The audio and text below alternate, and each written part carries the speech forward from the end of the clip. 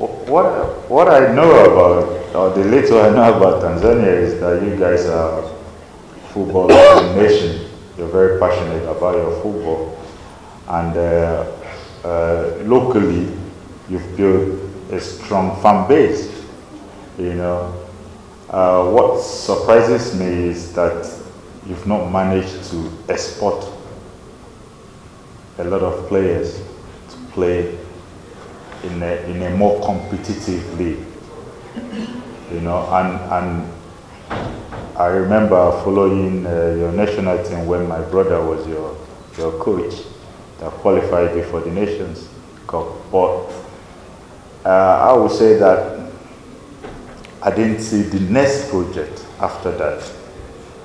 I didn't see the next step, and that's me being honest, you know, and this is maybe sometimes the continent's problem, you know.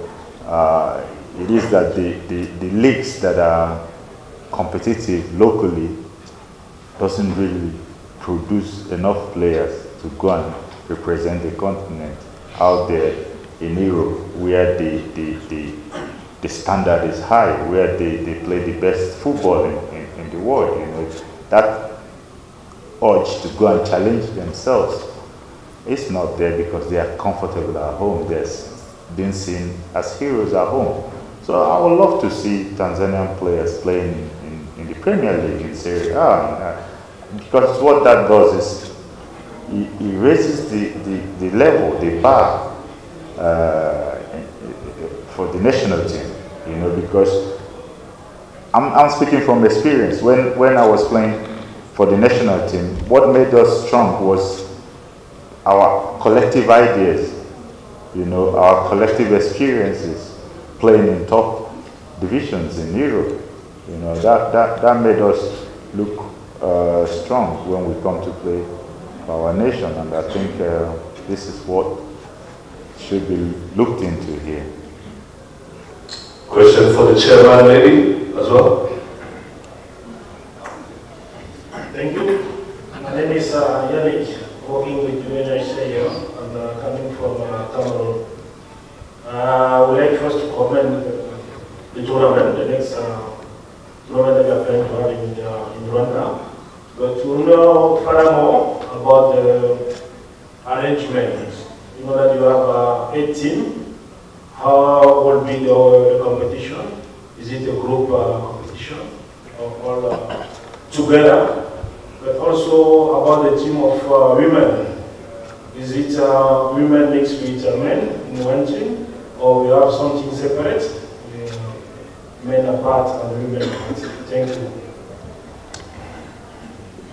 We have 18, like you said, we divide the world. Africa have 2 teams, East Africa and South, all the South region of Africa, they have 1 team. Central Africa and West Africa have 1 team. The Middle East and the North Africa have 1 team. The South America have 1 team. The North of America have 1 team.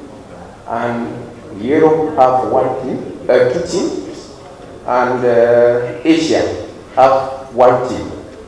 Those are the 8 regions we divide, and each team has 70 players, 2 female legends in each team. We have 15 male players and 2 female legends in every team.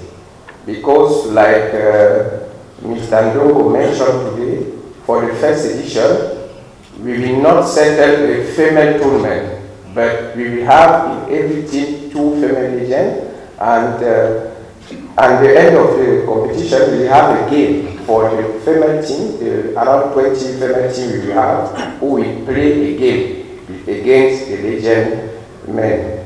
But we are trying to be sure that next, after the first edition, because it's only, like we mentioned, the first edition, the next edition, the objective is to have also a female legend competition. Well, I think everyone is doing what they love to do and what they are maybe more comfortable in doing.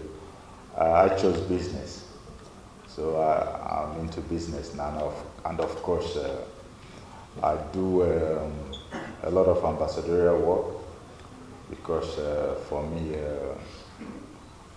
I have to stay with football no matter what I decide to do. You know, football must be part of my profession. So I use that ambassadorial work in a way to give back or in a way to stay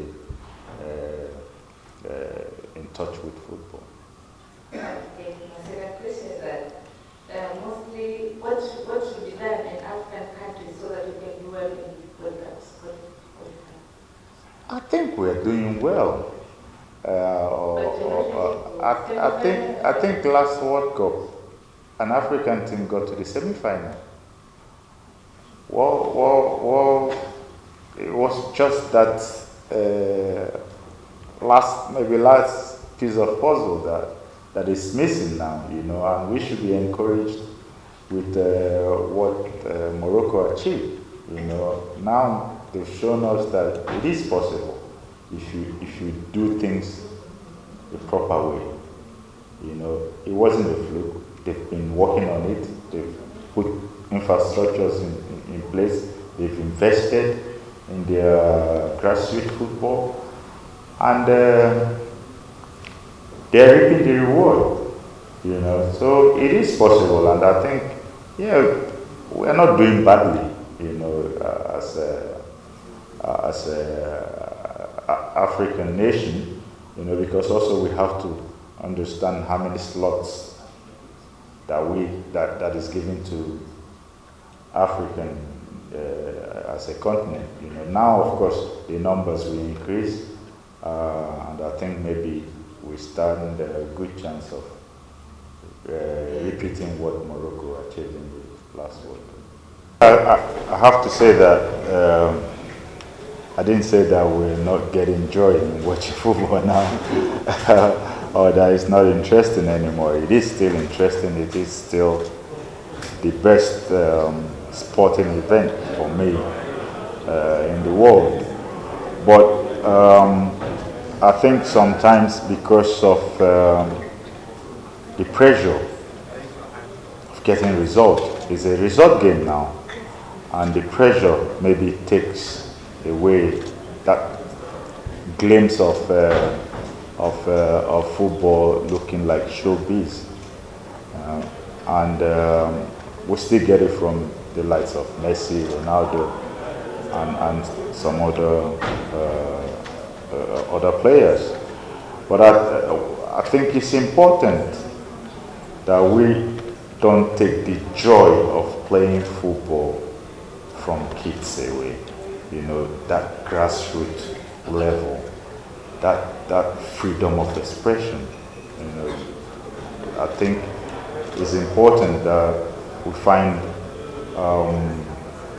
another way of getting kids to be interested in playing football rather than just seeing at the end product.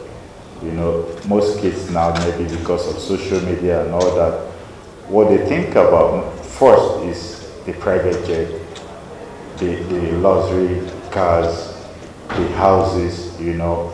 But what they forget is that unless you're successful, then you've earned the right to enjoy those things that come with it, you know. So it is important to remind the kids that yes, it is good to have a private jet, it is good to drive a luxury car, but you have to put in the work first.